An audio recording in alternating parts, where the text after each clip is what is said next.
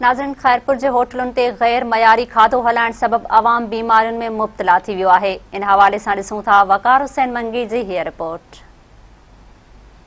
खैरपुर ज़िलो जेको खजनि जो देश सॼो वेंदो आहे, जिते हर तरफ़ सरसब्ज़ ऐं सावक ई सावक नज़र ईंदी आहे। इन ज़िले में अगरि हलंदड़ होटलनि जी ॻाल्हि ॿोल कजे त ॼण सावक जो साह ई टुटी थो पवे। अगरि ज़िले जे तमामु होटलनि ते हिकु नज़र विझिजे त उते अंदरि खाधे पीते जे शयुनि भरिसां वेठल गिराकनि वटि सफ़ाई जो निज़ाम ईअं लॻे पियो ॼण होटल जे सफ़ाई जो इंतज़ाम बि म्यूनिसिपल इंतज़ामिया खे ॾिनल आहे। होटल वारा बेखौफ़ी शहरनि जी ज़िंदगीअ सां खेॾी रहिया आहिनि। फूड अथॉरिटी जा ऑफिसर खैरपुर शहर में कॾहिं बि होटलनि ते छापा न आहिनि, जंहिं सबबु होटल मालिक बेखौफ़ी मुज़र सिहत खाधो विकिरो करे रहिया आहिनि। शहरियुनि जो चवणु आहे त होटलनि ते खाधे में इस्तेमालु थींदड़ तेल मुज़र सिहत ॿ नंबरी हली रहियो आहे। कुझु होटलनि ते मुर्गीअ जे चर्बीअ मां तयारु थियल तेल इस्तेमालु पियो थिए, जॾहिं त हिकु ॾींहं जो बचियल खाधो ॿिए ॾींहं ते ग्राहकनि खे खारायो वञे थो। शहरियुनि चयो त सब्जीअ में इस्तेमालु थींदा मसाला पिणु मुज़र सिहत इस्तेमालु कया वञनि था। सब्जियूं ताज़ियूं इस्तेमालु नथियूं कयूं वञनि। सब्जियूं हिकु महिल ख़रीद करे फ्रिज में रखी वञनि थियूं। आहिस्ते आहिस्ते फ्रिज मां कढी करे सब्जियूं इस्तेमालु थियनि थियूं, जंहिं सबबु बीमारियूं पखिड़िजी रहियूं आहिनि। शहरी assistant commissioner Khairpur, deputy commissioner Khairpur ऐं ॿियनि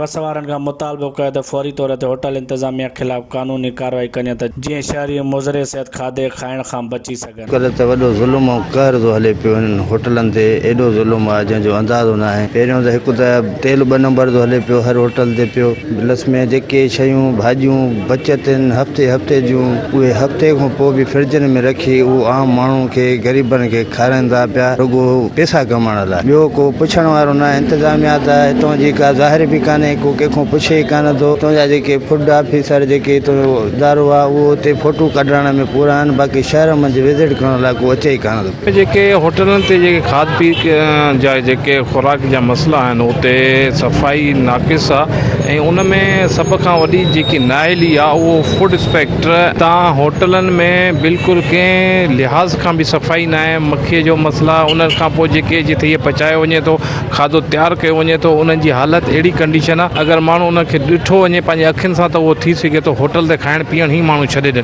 उन खां इहो आहे त बहितर आहे त इहे फूड इंस्पेक्टर जेके रिश्वत वठी करे हिननि होटलनि खे बिना चेकिंग के ऐं बिना हुननि जे चेकिंग जे जेको इजाज़त ॾियनि था, उन्हनि खां महीने ते मंथली बदिलाए, उन जे करे ही कंहिं बि हवाले सां उन्हनि जो ख़्यालु कोन था रखनि। असां त इन ते 90% जेको आहे कुकड़ियुनि जी चर्बी जो